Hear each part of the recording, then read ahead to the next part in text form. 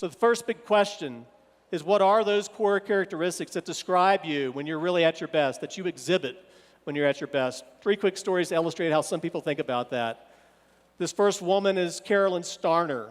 Carolyn is the head of HR for Oakley, the sports sunglasses company, a division of Luxottica.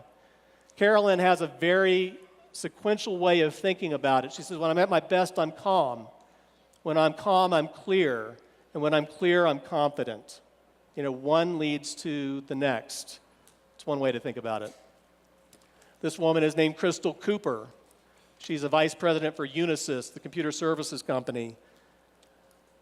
Hers is a little more organic. It's just kind of everything at once with I'm relaxed, I'm comfortable, I'm approachable. And that's so important in my professional and my personal life that I be that way.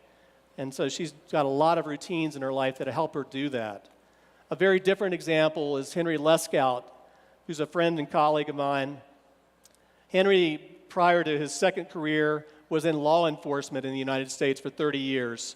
Alcohol, tobacco, and firearms, Naval Criminal Investigative Service, NCIS, and before that 4 or 5 years as an undercover cop in Massachusetts.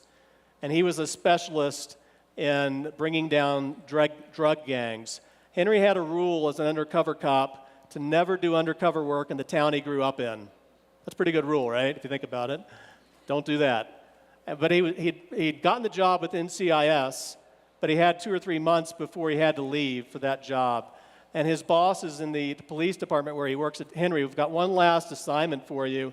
It's this gang who's breaking into pharmacies, stealing narcotics, and selling them to high school kids. It's a terrible thing. We really need your help in bringing them down. So that sounds really important, but they're awfully close to where I grew up, and I don't think it's a good idea.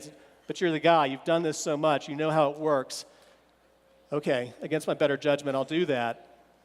And so it all culminated for him in a Saturday night buy from the kingpin of this ring. And he's supposed to meet this guy in a park and just one-on-one make the buy. And Henry shows up. It's not one guy, it's 4 guys in this dark park on a Saturday night. That was his first sign something was maybe not right. And so they start doing the deal, start talking about it, and they're about 5 minutes into it, and the kingpin guy looks at Henry and says, "Is your name Henry?" And Henry says, "No, man, it's Dave. Because you look like a guy named Henry that my brother went to high school with. And Henry's a cop. Let me tell you," and Henry said, "Look, I don't know your brother. I don't want to know your brother. I don't know what you're talking about. My name's Dave. So listen, if you're Henry, I'm going to come find your family, and I'm going to kill all of them, and I'll come find you and then kill you." And Henry said, "Dude, I'm just here to do business. I'm a businessman just like you. Do you want to do this deal or not?" And he pulls out $5,000. And he told me, he said, "When you pull out the money, the deal's usually done." And the deal was done. I asked him, "What did you do?" When he said, "Is your name Henry?" He said, "I breathed." I breathed. And that allowed him to be that confident and that centered and that focused in that very life-threatening acute fight-or-flight moment.